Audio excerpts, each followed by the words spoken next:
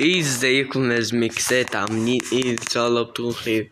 دلوقتي الى اللقاء في الحلقة القادمة، الجزء الثاني. احنا الجزء الثاني من قصة القيصر يا زميكسات، من تكملة سلسلة القيصر. النهاية دي النهاية. فيلا يا جماعة، القيصر عنده كم متابع في الفيس والانستا؟ يلا اصبر. القيصر عنده يا جماعة حوالي 4.4 مليون متابع. أنا متابع ليه، هعمله كل. يلا يا جماعة، شايفين القصة؟ مش عشان برضه الأخ والد.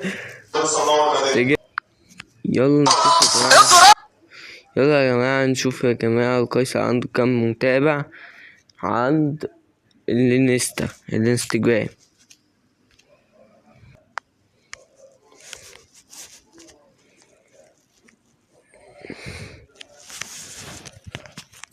نكتب الكيسو.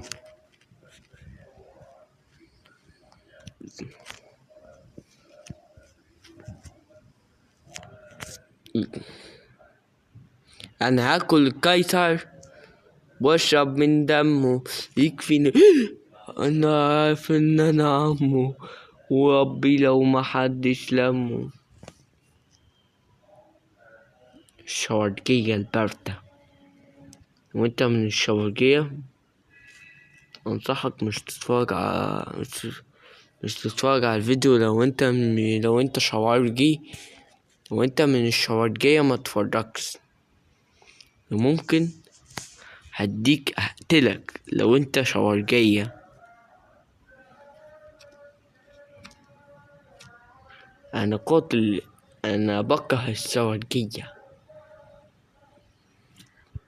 القيصر عنده في تيك توك حوالي 500,000 متابع. لا، اكتب قيصر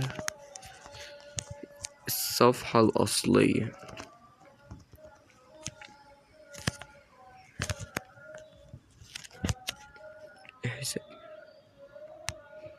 القيصر اليوتيوب التيك توكر. القيصر التيك توكر. معرفش يا جماعة، انا مش لاقي القيصر.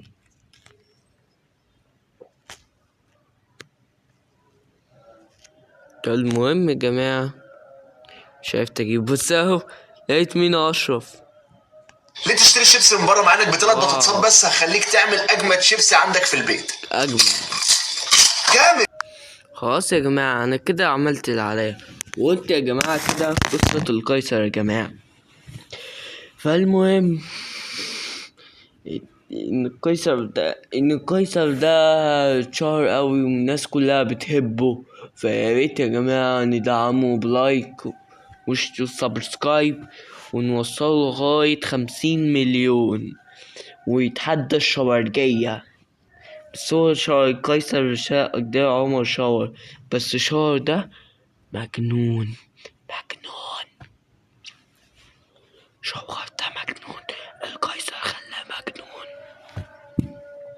فياريت انا قلت الكابتن حسن عادل انه لازم يجيب القيصر معاه عشان شخصية محبوبة. فالله يا زميكسات، سلام، واعملوا لايك واشتراك. سلام.